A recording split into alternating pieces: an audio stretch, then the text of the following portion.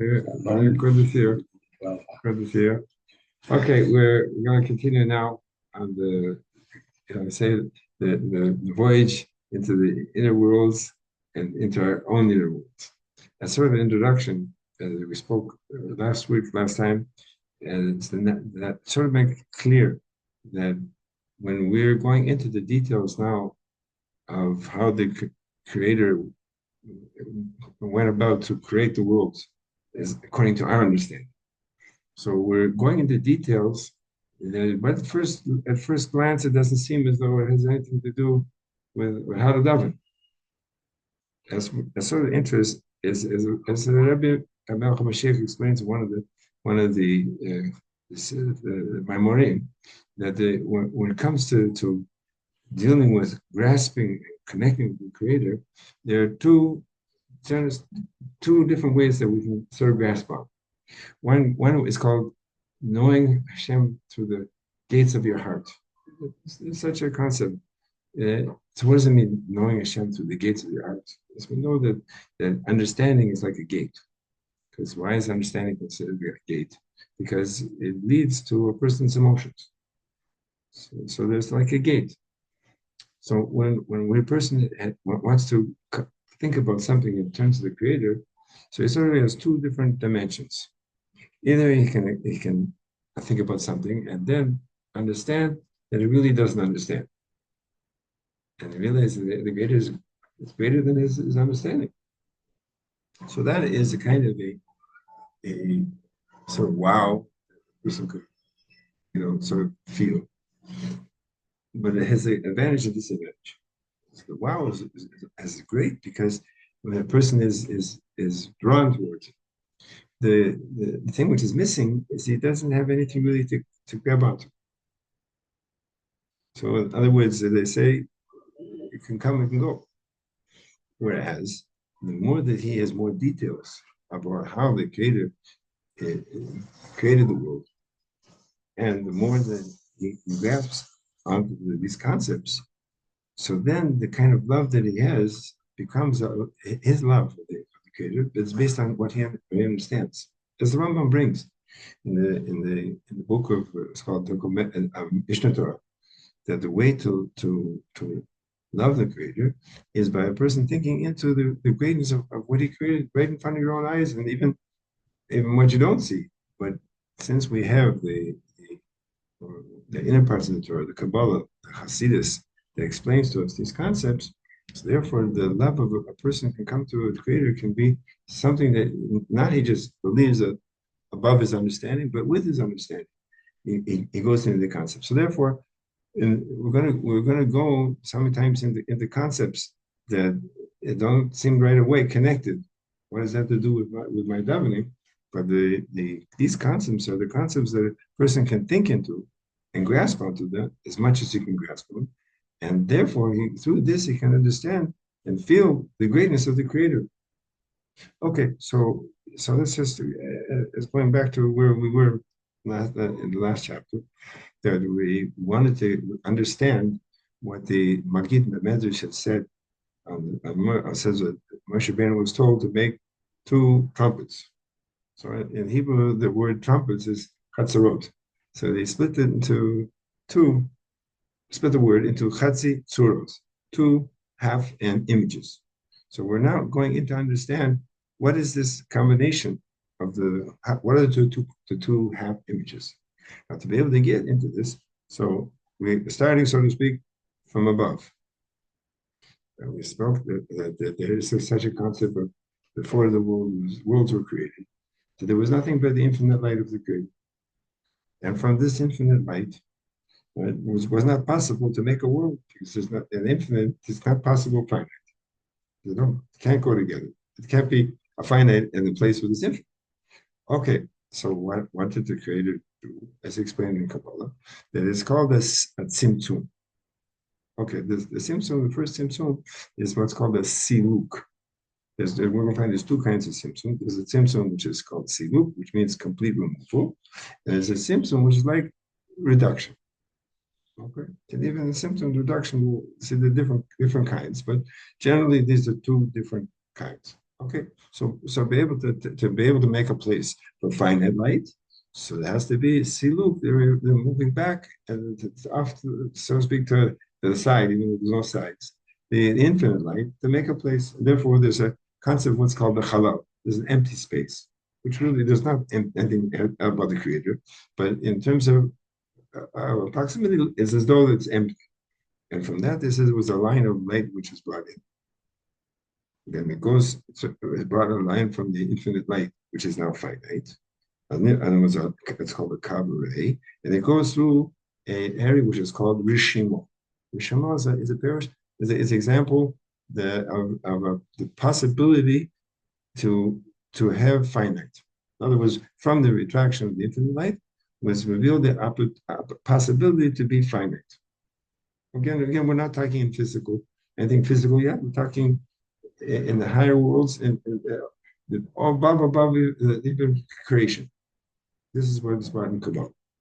Okay, so then this light, which is finite, becomes the first place which is revealed, which we in Hebrew is called Adam Kadmon. In English, you can translate the primordial person, but it means the first. We're going to call it Ak, just to make it simple. That this level is the first level of revelation of the light. What we call light, we're not talking about physical light. We're talking about some kind of revelation. We call the word light because light has got the closest kind of concept. Because light, just like light, spreads out everywhere. Right? Different properties that it has is the closest concept we can use. So, by the first revelation of the light, which was includes all the creation was going to be from there down, but it's in a way that it's not. There's no entity yet. And the example which is given is like when a person looks into the water, and he sees himself in the water. So you can say, well, the whole person is over there in the water, but there's nothing else but the water. There's nothing there. So that's the kind of concept that everything which is going to be in all the worlds is already in that level. It's already there, but it's there's nothing else there but the world of Ak. In terms of understanding a little more at a grasp the concept, as we go into understanding in a person, that a person has different levels as how that his powers become revealed. Okay. Example, a person has the power of speech. We can speak. All right. The power of speech is coming from his soul. A person has to have a soul that has the power of speech. Okay. But the words and what he's speaking and the thoughts which he needs to go behind the thought of the speech, right, are also there. But they're in a way that you don't see them, but they're there. In other words, when as a person grows up, a person learns how to speak. He has in his memory bank words and understanding, and they're in his system. But really, the power to be able to have all this memory, to be able to store it and to use it, is a power which is coming from the soul. And the soul is not limited to just the power of speech. The power soul is the power of walking and digesting and writing, all different powers. And these powers, we know that they have each one has a different place in the mind when it becomes revealed. But in source, it's coming from the soul. And in the soul itself, there is a level where it's there as a power, but it's not yet revealed yet. It's there, but it's not revealed. And then there's a level in the soul where there's nothing else but the soul. It's such a high level that there's only potential that from there you can come out to different powers, but there's nothing else but the soul. So too, that's an example of the level of the world of Ak. Okay? Now, to go from Ak down to lower worlds, again, it has to be a Tzimtzum. And the Tzimtzum is also a great Tzimtzum. It's not the same as the original Siluk, but it's also a great Tzimtzum. It's also a retraction to be able to make a possibility that there should be a revelation in the lower worlds. And then there's another series of symptoms. Right now, we're not going to go into them until we come to what's called the level before the world of Atzilus. And there we have, which we call it's called the hairs of the beard. Right? As we know, there's the 13 characteristics of mercy. And really, these have to do with the connection between the above and the world of Atzilus, because they are still at a level where the things could not yet have to be fixed in a certain revelation. After that, you have the world of Atzilus, and there are now the world of Atzilus. It becomes a revelation of the 10 different entities or places. We call them spheres, and they have, so to speak, now you could say it's separate, not separate because there's nothing but holiness, but they are now in a way that they can be a source that afterwards there could be into the worlds below a counterpart in the world of Atzilus. In other words, above Atzilus, there's no limit to 10 spheres that we should be in any relationship with the lower worlds. Why is this so important that we want a relationship between the 10 spheres and the lower worlds? So we're getting into the two halves that have to connect. This is where the two halves begin, because in the 10 spheres in the world of Atzilus, they're in the order which is called Adam. They're like a person. Just like we have in our souls 10 areas of influence, which is called spheres. So too, there are 10 spheres in the world of Atzilus that they are a counterpart to a person below. So therefore, now we're getting into how is it going to be possible that these two halves should be able to connect. Right? The Creator is putting himself, Kibiachol, into the world of Atzilus. And there in these 10 spheres, and when they break up the numbers, it comes out to 613. And the 248 that are according to the limbs, and there's another 365 for the sinews, as we have in a person. And therefore, there we're going to see that there's going to be a counterpart between the person who's below with 613 different parts to the world of Atzilus that also has these 613, and through the keeping of the Torah and the mitzvahs, so therefore there's going to be a unification between these two halves. These are two halves which are going to unify. You mentioned at the beginning that the davening has to do with that too. This connection. Yeah, sure. Because a person to be able, what are we doing with that? Wake up, we feel our own existence as a separate entity, right? And we know we have a soul. So we have to go through the davening to be able that the soul should be able to make its appearance.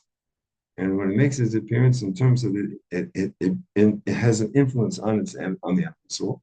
So then the animal soul wants to be a part. And this is what the person has to do, has to take his animal soul and influence him through the davening to be able to want to connect to the Creator. And this is exactly where we're heading these Maimorim. We're heading through these concepts of through the davening, how we're going to connect the two parts. The two parts. And we're going to see in that it goes into many details, and even in the connection, there are different levels in the connection also. Okay, so now this is where we're holding today. And now we're going to go back, according to this understanding, to explain the questions which began at the beginning of this Maimon. So you have each one of these Maimorim that they start with questions, and then they answers, and then they continue on to more concepts. So again, we're going to go back to the questions that we asked. That we asked the difference between why is it that we light Shabbat candles. So the person lights the Shabbat candles inside his house, and he has to light them before the Shabbat. And when it comes to the Hanukah candles, he has to light them outside, and he has to light them after it's already dark. Also, he has to light them on the left side. The Shabbat candles on the right side. Right? It's in the base of English, and they're on the south side, which is the right. Okay. So again, we have to understand these things, and now we can understand again this God. There's a concept of going up and going down. When we're talking about the lighting of the Shabbos candles, is the revelation of light, which is possible to the order of the creation, and therefore it has to be is revealed in a house, because the house has to do with, so to speak, the part where the creator is being revealed, and it has to be on the right side. The right side is the concept of chesed, of giving, and whereas the Ner Hanukah, the lights of Hanukah are on the left side, which the left side is the beginning of contractions. That from there can be created the powers of the opposite to holiness, which we call sitracher. And it's written at the night. Why? Because it comes to light up the night. So we're talking about light which is above the world. And this light which is coming above the world, it has an effect on those things, those parts of the world which are against the Creator, against the holiness. They're able to turn them into a part of holiness, to take the bad and turn it into good. And that's why that specifically we were at the merit of having the Ner Hanukah through the self-sacrifice of the Maccabees. Since they gave themselves over for the honor of the Creator, that they went and fought against all odds, and they believed that the Creator would help them above the limits of nature. So therefore, we were also given this light of Hanukkah, that the light of Hanukkah is able to push away the bad. And that's why when we light the Hanukkah, a person should sit by the candles and look at them and absorb the light. Is a light which is light enough. It's not connected to the world, and that's why you're also not allowed to look at anything or use it for your own purposes. The light, because it's light which is coming from above the world. And that's how to share. We should see now the light of the Geulah, and we're waiting for a moment now. And we know that it's going to come in our generation, like the Rebbe Melcham Mashiach has told us to tell everybody, in the name of prophecy, that we are the generation that's going to receive the Geulah. If you come, take it. Yad Ramash. Yechi Adonenu, Reinu, Reinu, Melech, Mashiach, Yod.